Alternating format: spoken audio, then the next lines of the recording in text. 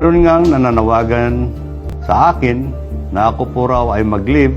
Habang nasa Amerika na si dating DPWH Secretary Manuel Bonoan, hindi raw titigil ang Independent Commission for Infrastructure o ICI. Ayon kay Executive Director Brian Keith Hosaka, patuloy nilang isusumite sa Office of the Ombudsman ang lahat ng mga sangkot sa anomalya kahit saan pa man naroroon. May 2 referral na nga laban kay Bonoan.